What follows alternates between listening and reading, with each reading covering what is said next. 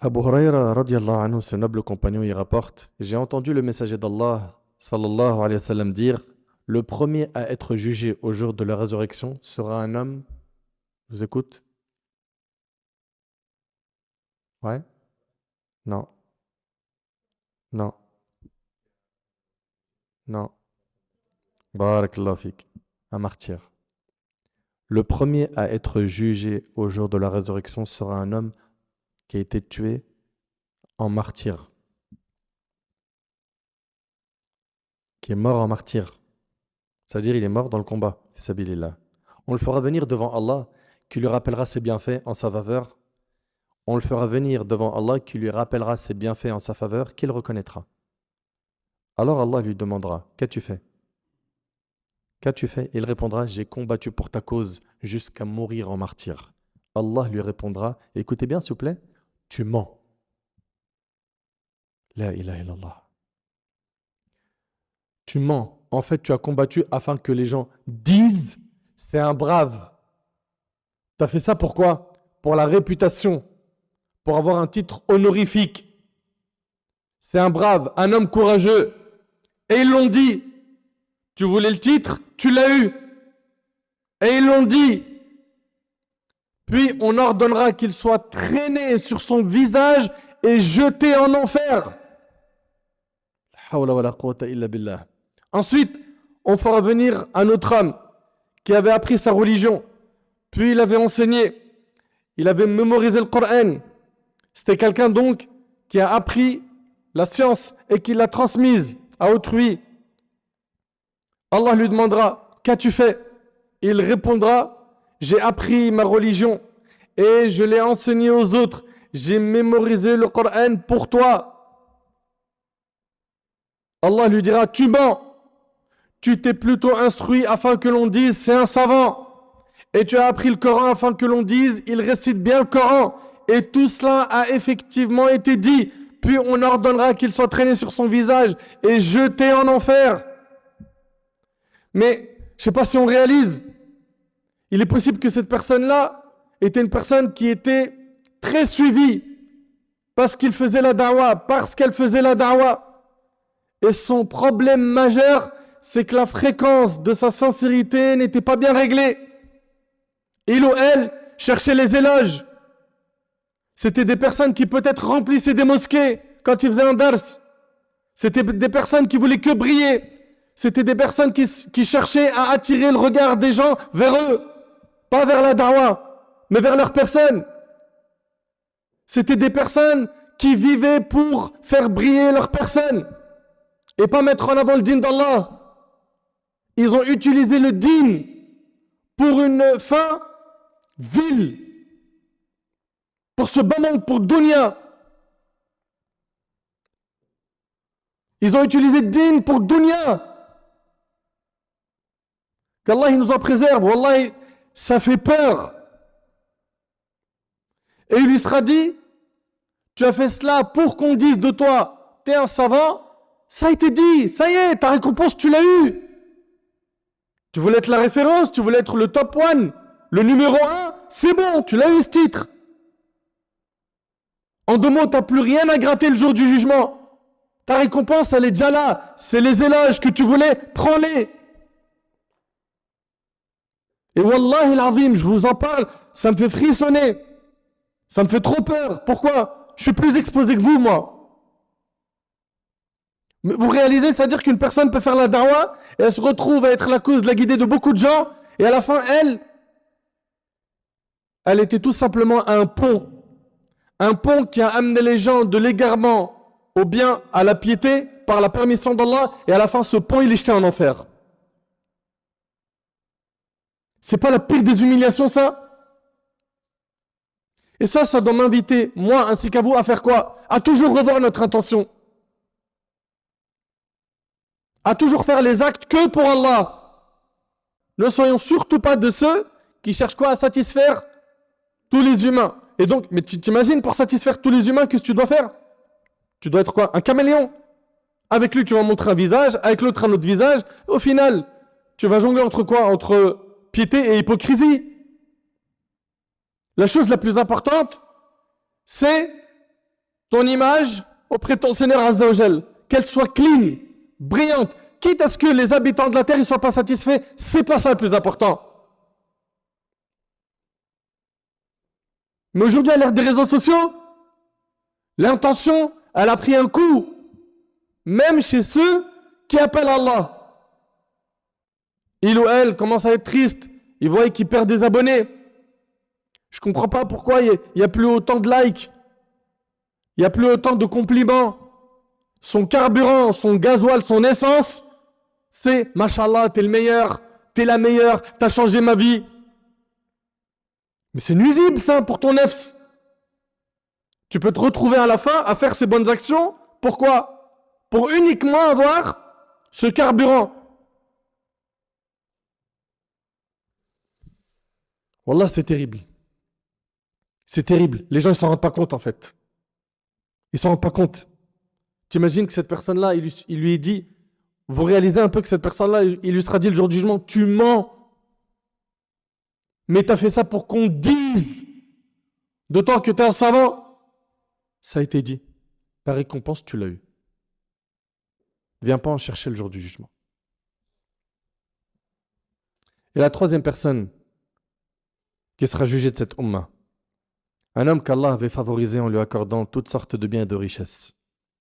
Quelqu'un qui, Allahumma barak, il était riche. Ou elle était riche. Allah lui rappellera ses bienfaits qu'il reconnaîtra. Alors, Allah lui demandera, qu'as-tu fait? Il répondra, je n'ai négligé aucune des voies dans lesquelles tu aimes que l'on dépense ses biens sans y avoir dépensé de mes biens pour toi. Allah lui répondra, tu mens. Au contraire, tu as dépensé ton argent afin que l'on dise de toi, il est généreux, et c'est ce qui a été dit, puis on ordonnera qu'il soit traîné sur son visage et jeté en enfer. Et le hadith, il est rapporté par l'imam Muslim. Qui parmi nous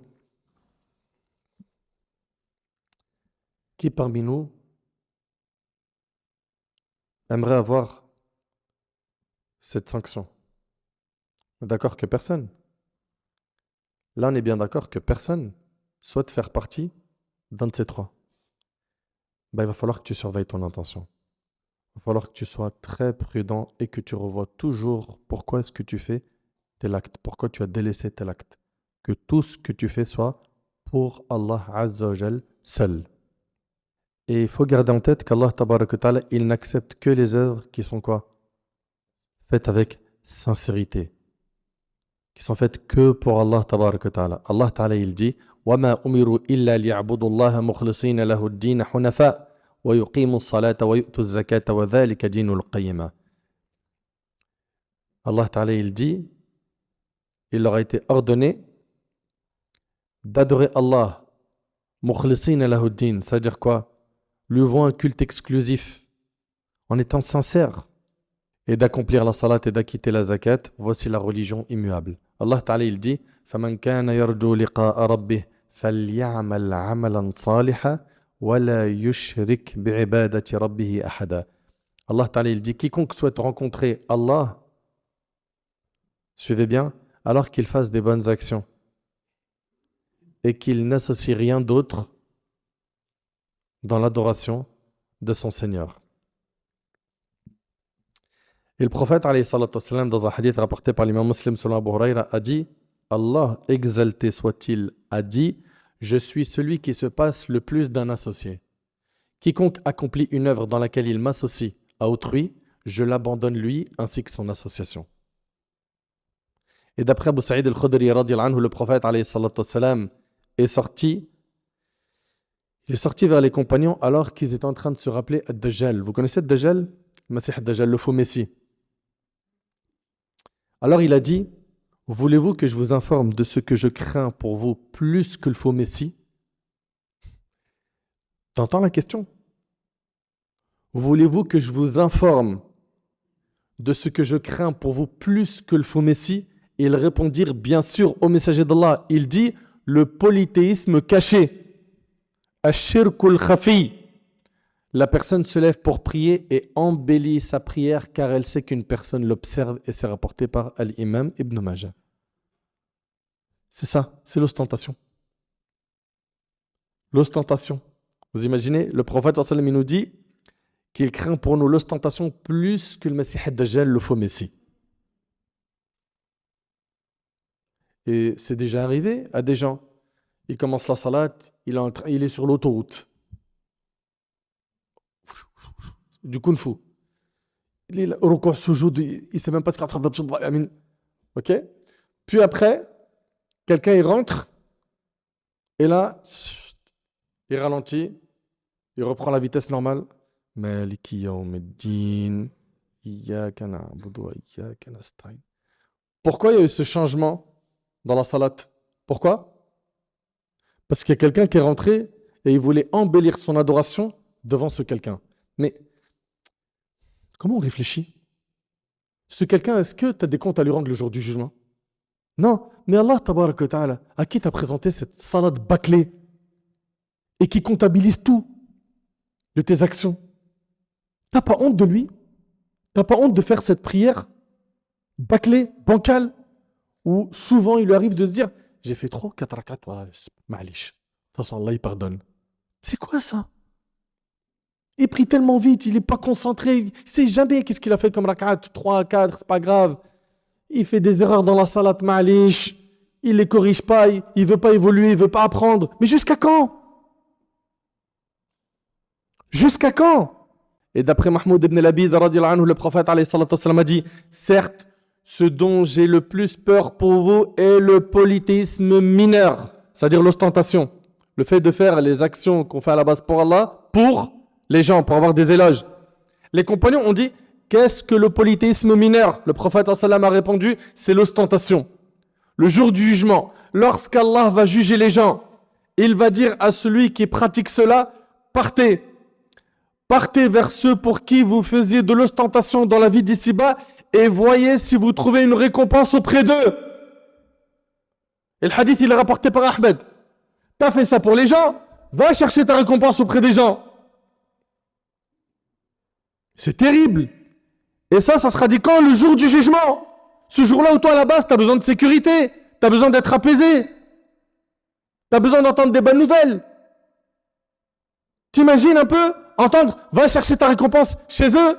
T'as fait ça sur TikTok, t'as fait ça sur Snap pour briller. T'as fait la da'wah sur Insta pour qu'on dise de toi. Tu voulais être le number one et qu'on te montre du doigt, attirer le regard des gens, qu'on parle de toi. Tu voulais juste que ta personne brille. Va les voir, va chercher ta récompense auprès d'eux. Et c'est pour cela, c'est un message que je me donne à moi-même ainsi qu'à vous. Wallahi mes frères. Et mes sœurs, wallahi, je vous aime pour Allah. Et c'est du fond du cœur que je vous dis ça. Avant de poster quelque chose sur le net, et je parle d'un rappel religieux, je ne parle pas de futilité, de péché, ça, bannissez-le de votre vie. À moins que vous voulez vous retrouver à regretter. Yawm al-Qiyamah. Là, je parle de ceux qui appellent à Allah. Avant de poster quoi que ce soit, pose-toi la question avant de cliquer sur publier. Pourquoi tu l'as fait? Pourquoi ce message, tu as voulu le poster? Pourquoi est-ce que tu as fait ce montage vidéo sur la conférence ou la khutbah d'un imam? Tu as mis du sous-titrage, tu as mis des anachid, tu as mis ça sur le net. Pourquoi? Est-ce que ce que tu voulais, c'était que ta chaîne YouTube ou sur ton compte Insta ou ton compte TikTok soit brillant et que tu toi le monopole des vidéos de rappel? Qu'est-ce que tu voulais par cela? Quand tu as posté, tu recherchais quoi? Tu voulais quoi? Quand vous prenez aujourd'hui vos smartphones et que vous faites des vidéos TikTok ou des lives, vous voulez quoi? Attirer les gens vers vous ou vers le dîn d'Allah? Est-ce que vous voulez vous retrouver perdant le jour du jugement? Ces textes-là sur l'ostentation, ils vous font pas peur? Vous avez des cœurs de pierre, de la roche?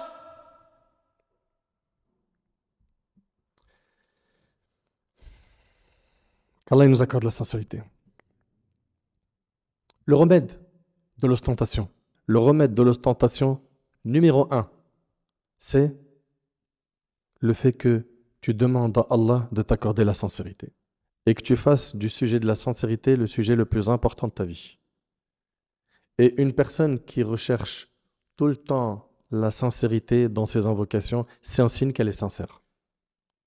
Par contre, une personne qui se voit déjà sincère, c'est une personne dont sa sincérité a besoin de sincérité. Parce que nos pieux prédécesseurs, c'était des exemples dans la sincérité et dans la piété. Et c'était des gens qui se remettaient beaucoup en question et qui se jetaient pas des fleurs. Et qui ne se jetaient pas des fleurs. L'imam Ahmad, rahimallah, il fuyait à Shohra, la célébrité. Il prenait des chemins peu pratiqués par les gens. Et quand on lui disait, mais pourquoi tu prends ce chemin et pas un chemin habituel que les gens prennent, il disait, pour pas que les gens me voient et qu'ils disent, ah, l'imam Ahmad, le savant, il est là. Il fuyait la célébrité. Il fuyait que les projecteurs ils soient sur eux. Et nous, aujourd'hui, le rêve de notre vie, c'est que les gens ils parlent de nous. Moi, j'ai connu l'époque où le smartphone, il n'existait pas. Puis après, le smartphone, il est arrivé. Puis Internet, les applications. Et aujourd'hui, quand je vois le bilan, alhamdoulilah, il y a du khir, il y a du bien avec Internet. Mais wallahi l'azim, que ça a pollué l'esprit de beaucoup de gens. Ils sont pollués. Vous avez vu, des fois, dans des mosquées, il y a des brouilleurs où tu ne peux pas capter, il n'y a pas de réseau.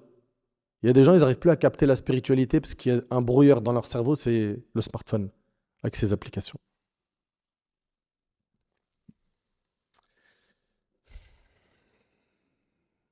Invoque Allah, matin et soir, de t'accorder la sincérité dans tes paroles, dans tes actions, en secret, en public.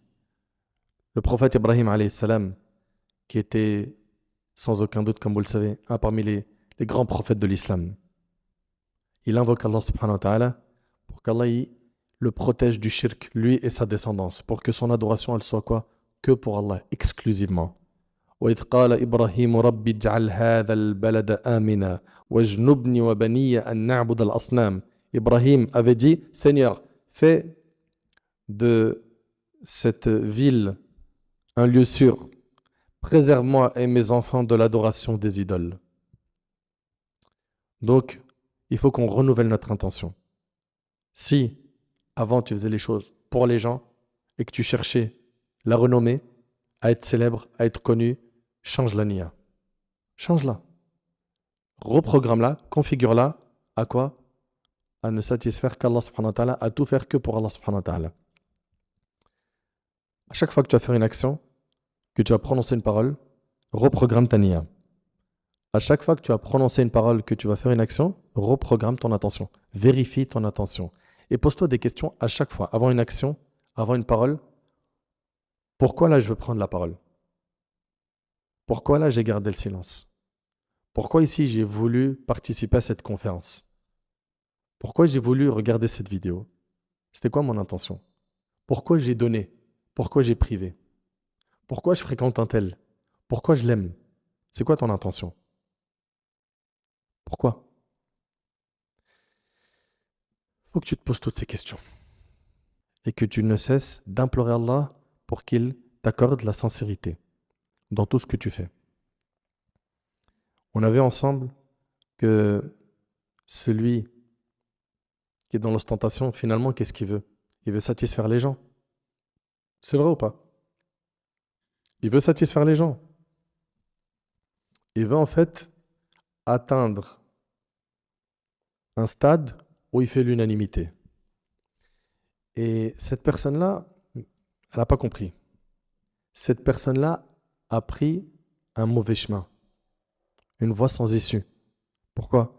Parce qu'il est impossible de satisfaire tout le monde. Impossible. Impossible. Il faut vraiment bien le comprendre, ce point-là. Et d'ailleurs, si un parmi les humains devait faire l'unanimité sur Terre, ça aurait été qui? Le prophète Mohammed alayhi salatu wassalam. Est-ce qu'il a fait l'unanimité? Jusqu'à maintenant, il y a des gens qui croient en lui, qui le prennent pour modèle, et il y a des gens qui ne croient pas en lui, voire qui le dénigrent. C'est vrai ou pas? Plus que cela, est-ce qu'Allah, tabaraka ta'ala, aujourd'hui, à notre époque, il a fait l'unanimité? Non. Notre Seigneur, Azza wa Jal, il est adoré par certains et par d'autres. Il est insulté, il est dénigré, il est renié. Dans le Coran, on trouve que certains ont dit Inna Allah faqir wa nahnu aghniya. Allah est pauvre et nous sommes riches. On lui a attribué un enfant, n'est-ce pas? On a menti sur lui. Certains l'ont renié. Donc comprends bien que cette histoire de vouloir faire l'unanimité, c'est n'importe quoi. La seule chose que toi, tu dois viser, c'est quoi? C'est qu'Allah subhanahu wa ta'ala, il soit satisfait de toi. La seule chose que tu dois cibler, c'est qu'Allah il soit satisfait de toi. Que tes actes soient faits avec sincérité, lillah. Les gens, ils sont satisfaits, alhamdoulilah. Ils ne le sont pas, alhamdoulilah. Ta vie, elle continue. Ta vie, elle continue.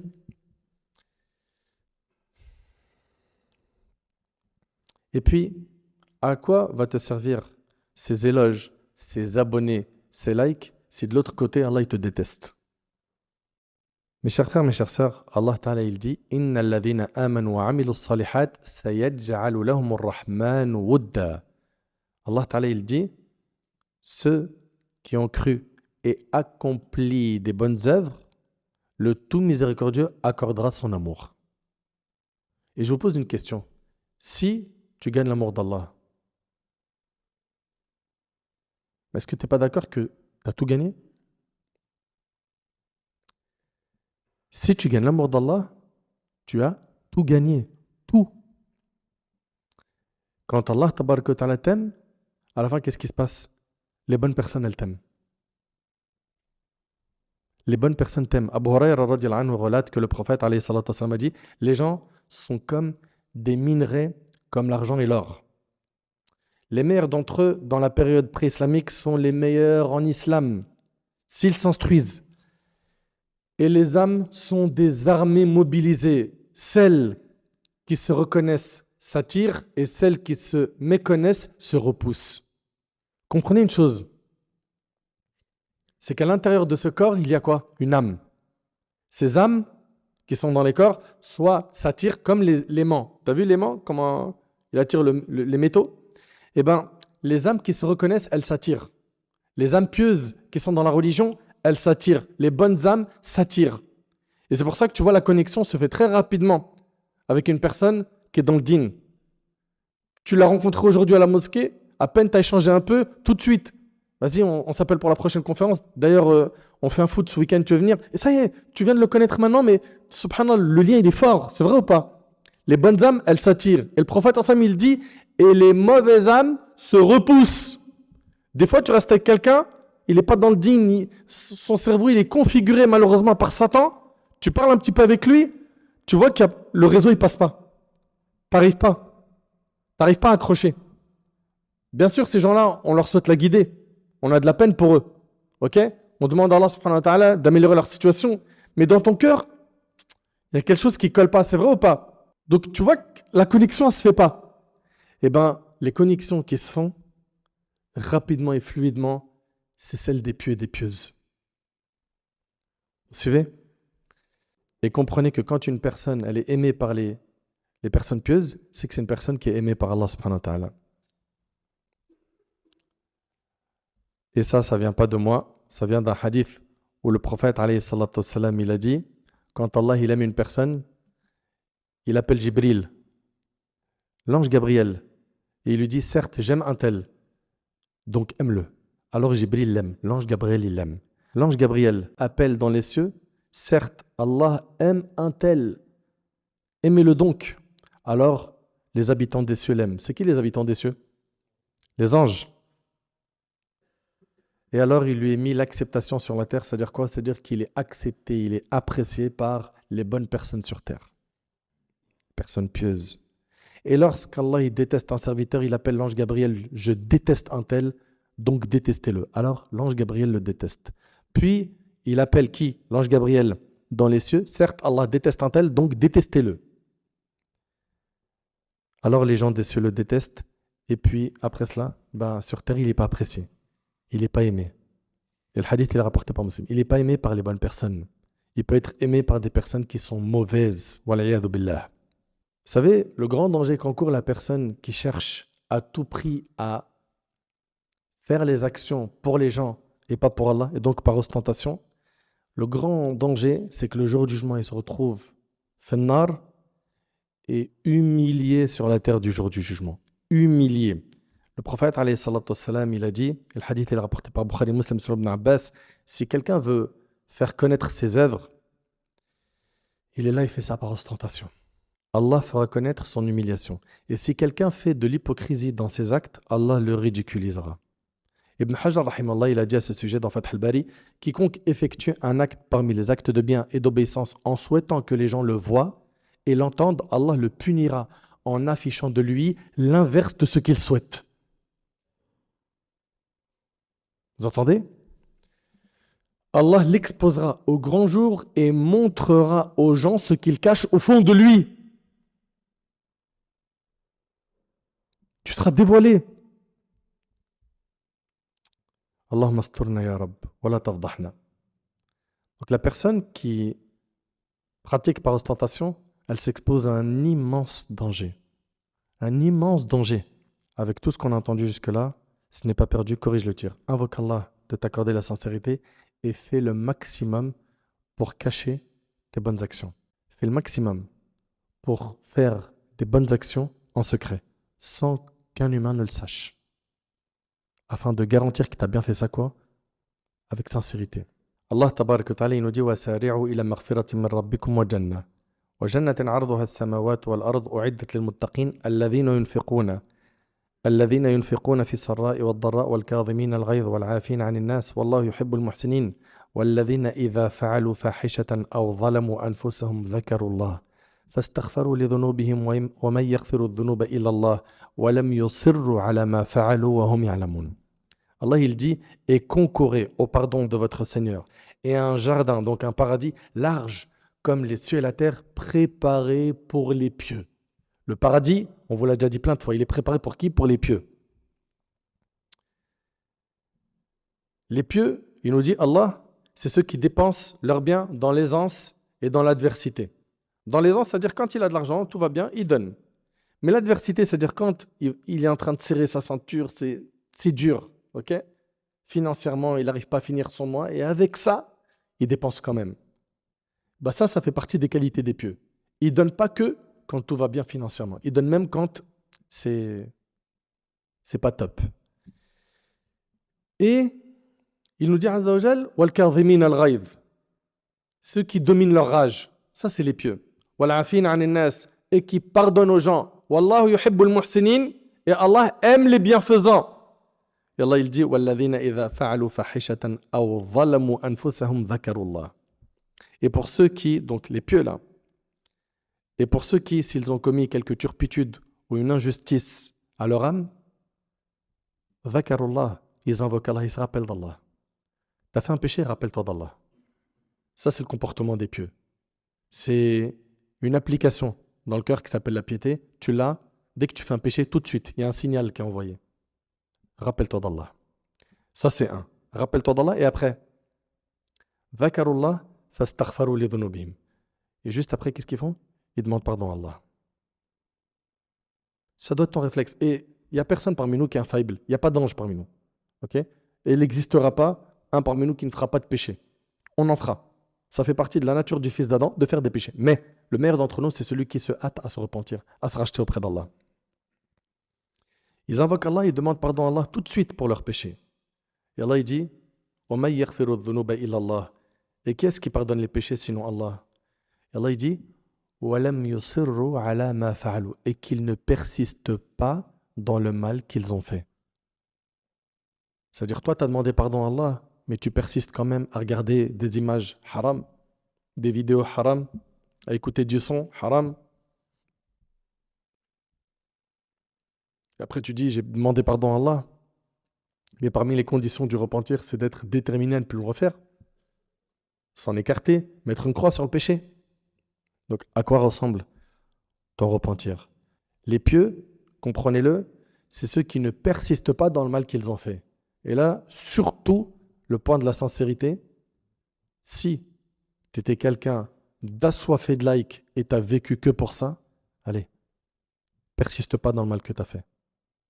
Et si tu fais ça, que tu arrêtes de persister dans le mal que tu as fait, sache que, alhamdulillah, tu as cette qualité qui a été décrite par Allah tabarak wa ta'ala concernant les pieux. Ensuite, il y a un point qui est important.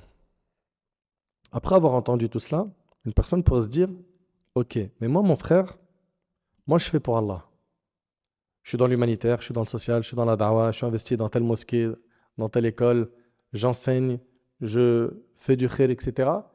et je fais ça que pour Allah, mais je suis rattrapé par des éloges. Est-ce que là, il est tombé dans l'ostentation? Je vous écoute. Oui ou non? Pourtant, les gens, ils disent beaucoup de bien de lui. Non, il n'est pas tombé dans l'ostentation parce que lui, il ne le cherche pas. Et c'est pas son carburant. Et ils sont contre-fiches de ce monde. Et yastawi indahu adh-dhamm wal-madh.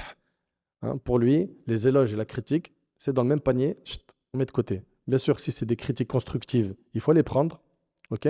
Mais les critiques gratuites, là, comme on en voit beaucoup sur le net, ça, il faut mettre ça de côté, il ne faut pas calculer. Quelqu'un de sincère, ça ne lui fait pas d'effet tout ça.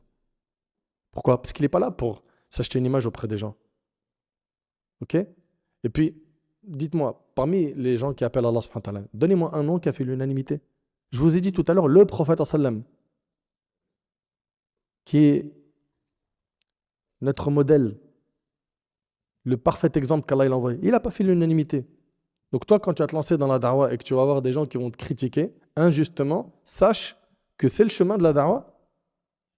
Et si tu es sincère, tu prendras le bon de cette critique et tu te réformes, et le mauvais, tu le mets de côté. C'est comme une mouche qui est passée, tu l'as fait ça, et pousse-toi. Vas-y, pars. Ok? Abu Dharr radiallahu anhu a dit au prophète sallam, écoutez bien s'il vous plaît, ô messager d'Allah, un homme fait une bonne action pour Allah, et les gens le louent pour cela. Donc vous voyez, subhanallah, Abu Dharr, il a posé la question. C'est une personne qui fait les bonnes actions pour Allah et les gens le louent. Ils lui font des éloges pour cette bonne action. Le prophète sallam a dit, ceci est la précipitation dans l'annonce de la bonne nouvelle aux croyants. Vous voyez? C'est donc quelque chose qui ne nuira pas à cette personne. Le prophète sallam a dit, et le hadith est rapporté par le Bazar selon Abu Huraira, et s'il vous plaît, écoutez-le attentivement. Il a dit, il n'y a pas un serviteur qui n'a pas une réputation dans le ciel. Il n'y a pas un serviteur qui n'a pas une réputation dans le ciel. Si sa réputation dans le ciel est bonne, alors sa réputation sur terre sera bonne. Et si sa réputation dans le ciel est mauvaise, alors sa réputation sur terre sera mauvaise. Et on a vu tout à l'heure le hadith où le prophète sallam a dit, quand Allah il aime quelqu'un, il dit à l'ange Gabriel, j'aime cette personne, aime-le. Puis il est aimé par les habitants des cieux, à savoir les anges et le malaïka. Puis il est apprécié sur terre. Et de l'autre côté, vous vous rappelez, hein, si Allah déteste quelqu'un, Jibril le déteste, les anges le détestent, et sur terre également, c'est une personne qui n'est pas du tout appréciée. Ça, c'est donc les premières personnes qui seront jugées de notre communauté Yawm al-Qiyamah. Et j'implore Allah tabaraka wa ta'ala de m'accorder ainsi qu'à vous la sincérité. Maintenant, il y a une question. Qui est, et quelle sera la première action faite par Al-Muwahhidin sur laquelle Allah il va nous juger? Je vous écoute. Ouais, la prière. Sachez que la première action qui sera jugée de nous Yawm al-Qiyamah, c'est la salat. D'après Abu Huraira radiyallahu anhu, le prophète alayhi salatu wassalam a dit, Allah, le puissant Azza wa Jal, a dit, les premières actions sur lesquelles le serviteur d'Allah sera jugé le jour de la résurrection sera ses prières. Si elles sont bonnes, alors il aura prospéré et réussi. Et si elles sont incomplètes, alors il aura failli et perdu, et c'est rapporté par Abu Daoud. Et je vous pose une question. D'un côté, on a quoi? La première action qui sera jugée, c'est la prière. Et dans un autre hadith qui est rapporté par Bukhari et Muslim sur Ibn Mas'ud, le prophète il a dit أَوَّلُ مَا يُقْضَى بَيْنَ النَّاسِ يَوْمَ الْقِيَامَةِ فِي الدِّمَاءِ. Le premier cas qui sera jugé entre les humains le jour du jugement sera celui des sangs, c'est-à-dire des crimes. Est-ce qu'il y a une contradiction entre les deux textes? J'aimerais que systématiquement, quand vous voyez des textes qui en apparence se contredisent, que vous gardez en tête que cette contradiction elle est que dans votre tête à vous parce que vous n'avez pas étudié. Et que le jour où vous allez, bi'idhnillah, approfondir vos connaissances religieuses, vous allez voir, il n'y a pas de contradiction dans notre religion. Il n'y a pas de textes qui contredisent d'autres textes. Ok? C'est juste sou' el-fahm, la mauvaise compréhension. Aussi, le manque de bagage religieux. Alors, c'est quoi la première action qui va être jugée le jour du jugement? Les affaires de sang ou la salat? Concernant donc les droits des humains, les uns envers les autres, les premiers cas qui seront réglés, c'est les affaires de sang. Et nous concernant, nous, envers Allah subhanahu wa ta'ala, c'est la prière, la salat. J'aimerais que vous gardiez en tête une chose, c'est que le prophète, alayhi salatu wassalam, dans les derniers moments de sa vie, parmi ses recommandations, il y avait as-salat, as-salat, la prière, la prière. Et ça montre à quel point il accordait de l'importance à la prière. Et malheureusement, aujourd'hui, on a des gens qui ne prient pas. J'implore Allah subhanahu wa ta'ala de les guider. Et on a d'autres personnes qui prient, mais qui prient de manière bâclée. Commençons déjà par ceux qui prient de manière bâclée. Hudhayf ibn al-Yaman radiyallahu anhu vit un homme prier sans compléter son inclinaison ni sa prosternation. Il priait de manière bâclée. Puis lorsque l'homme termine sa prière, Hudhayf, le compagnon, lui a dit « Par Allah, tu n'as pas prié. Et si tu meurs sur cela, tu mourras certes sur autre que la sunna de Muhammad. » Et c'est rapporté par le Bukhari. Donc quand vous priez, suivez bien sa sunna, alayhi salatu wassalam. Lui qui a dit « Sallu kama ra'aytumuni usalli » priez comme vous m'avez vu prier. Tu vas prier en prenant ton temps. Ok? Tu marques un temps au moment de l'inclinaison. Quand tu te relèves, tu marques un temps. Quand tu te prosternes, pareil. Quand tu t'assois entre les deux prosternations, quand tu récites, tu médites ce que tu es en train de réciter. Arrêtons de bâcler la salat et surtout de la faire sortir de son temps en pensant que c'est pas grave. Comment ça, c'est pas grave? Il y a un fleuve en enfer qui est réservé à ceux qui font sortir une prière de son temps sans raison valable. فخلف من بعدهم خلف أضاعوا الصلاة واتبعوا الشهوات فسوف يلقون غيا. Puis leur succédèrent des générations qui délaissèrent la prière et suivirent leur passion, se vouant ainsi au malheur Ghayy, qui est un fleuve en enfer. Et ici, vous avez vu, Allah il dit, puis leur succédèrent des générations qui délaissèrent la prière. Est-ce que ça veut dire qu'ils ont abandonné la prière? Non. Ici, concernant le fait de délaisser la prière, ça veut dire quoi? Ça veut dire qu'ils l'ont fait sortir de son temps. Et Al-Ghayy, Ibn Abbas, il a dit, et Aïcha, Al-Ghayy nahrun fi jahannam, c'est un fleuve en enfer. Dédié à des gens qui, sans raison valable, il est devant un match de foot, ok, il est assis tranquille. Oh là là, dans 15 minutes, c'est l'Asr. Dans 5 minutes, c'est l'Asr. Oh, l'Asr, il est rentré. Bon, c'est pas grave, je ferai le Dhuhr après. T'imagines, il y a un fleuve en enfer réservé à ces types de personnes. D'où l'importance de se repentir et d'améliorer notre relation avec la salat. Allah Ta'ala, il nous dit que les gens qui seront faits nar, ils seront interrogés. Ma salakakum fi saqar? Qalu lam naku minal musallin. Il sera demandé à ceux qui sont faits nar dans le feu. Qu'est-ce qui vous a dirigé dans le feu ardent? Ils diront, nous n'étions pas du nombre de ceux qui faisaient la salat. Faites très attention de ne jamais abandonner la salat, quoi que vous ayez fait comme péché. Parce que des fois, Shaitan, il va venir vous arnaquer. Il va dire, hey, t'as vu tout ce que tu as fait comme péché? Ça ne colle pas avec la salat. Arrête la salat. Et pourquoi tu n'arrêterais pas plutôt le péché et tu gardes la salat? Pourquoi ce mauvais choix? Tu as fait un mauvais calcul. Là, tu étais dans un virage où tu as le choix entre la salat ou cette femme pour continuer à faire la fornication. Et qu'est-ce qu'il a fait? Il a dit non, salat, on la met de côté. Fornication, on garde. C'est pas ça le réflexe de quelqu'un qui veut aller au paradis. C'est fornication, je mets de côté et je combats ça avec ma salat. Allah Ta'ala, il dit quoi? Wasta'inu bis-sabri was-salah. Et recherchez le secours d'Allah dans l'endurance et la prière. Je combats ce péché qu'est la fornication par le fait de multiplier la prière et d'implorer Allah, surtout quand je suis prosterné, pour lui dire Ya Rab, détache-moi de ce péché. Ya Allah, il y a un amour illicite dans mon cœur, d'une femme ou d'un homme ou de l'argent illicite. Ya Rab, débarrasse-moi-en. Ya Allah, c'est toi le maître. Je suis faible, je suis pauvre, je suis incapable. Aide-moi, donne-moi la force. Seul, j'arrive pas. Demande donc à Allah. Et malheureusement, il y a des gens dans notre communauté qui ne font pas salat et qui trouvent ça lourd. C'est 5-10 minutes par prière, ils les trouvent lourdes. Mais rester des heures au café, rester des heures avec ses potes au téléphone ou en bas de l'immeuble ou dans une sortie ou dans une balade ou à faire du shopping ou à regarder des séries ou à scroller sur son smartphone. Ah là, le temps il passe bien. C'est agréable. Pourquoi tu es devenu comme ça? As-tu oublié que le prophète, alayhi salatu wassalam, il a sévèrement menacé celui qui délaisse la salat? Wallah, il y a des textes qui font très très peur. Le prophète, sallallahu alayhi wa sallam, il a dit aucune prière ne pèse plus lourd aux hypocrites que celle du Fajr et du Isha. S'ils savaient quelle récompense s'attache à ces deux prières, ils y viendraient même à quatre pattes, rapporté par Bukhari Muslim. Et dans un hadith, le prophète, sallallahu alayhi wa sallam, il a dit certes, entre l'homme et l'association et la mécréance, il y a l'abandon de la prière rapporté par Muslim. Chez la majorité des savants des quatre écoles ici, ils considèrent que c'est de la mécréance mineure, mais ça reste un grand péché. La personne est considérée perverse. Et chez l'imam Ahmad, rahimahullah, il considère que c'est de la mécréance majeure, c'est-à-dire qu'il est sorti de l'islam parce qu'il a délaissé la prière.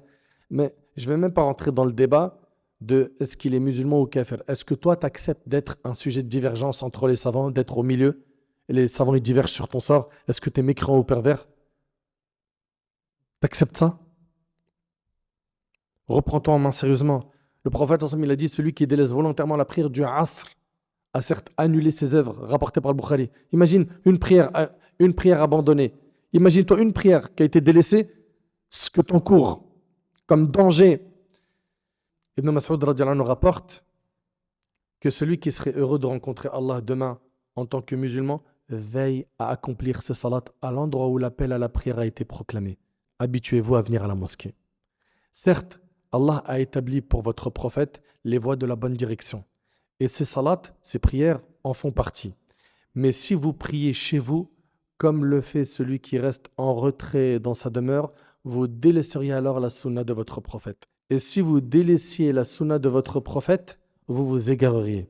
J'ai constaté que personne ne manquait à la prière en commun, en groupe, si ce n'était un hypocrite dont l'hypocrisie était bien connue de nous. Ça, c'est Abdullah ibn Mas'ud qui dit ça. Il arrivait qu'un homme malade soit porté par deux hommes afin de pouvoir se tenir dans le rang des priants, et c'est rapporté par l'imam Muslim. Donc, non seulement on va faire la salat, mais on va s'efforcer, surtout pour nous les hommes, de venir à la mosquée. Ok? Et de corriger le tir avec la salat. Pourquoi? Parce que c'est la première action qu'Allah subhanahu wa ta'ala, il va juger de nous. Si celle-là, on l'a bien faite, ce qui est après, de ce qui sera jugé, ça sera facile. Dans le cas contraire, ça va être difficile.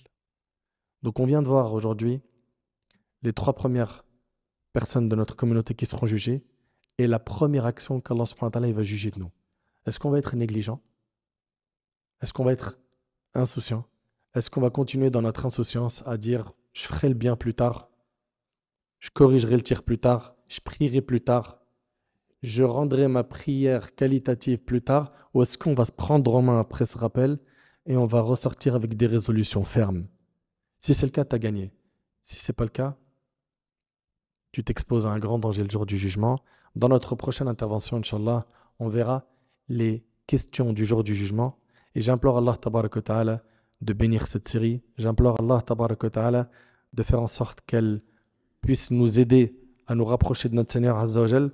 J'implore Allah tabaraka wa ta'ala de nous accorder la piété, de nous accorder la sincérité dans nos paroles, dans nos actions. J'implore Allah subhanahu wa ta'ala de nous accorder une science utile. Sallallahu subhanahu wa ta'ala an yanfa'ani bima qultu wa yanfa'akum bima sami'tum. هذا ما أعلم والله عز وجل أعلى وأعلم سبحانك اللهم بحمدك أشهد أن لا إله إلا أنت أستغفرك وأتوب إليك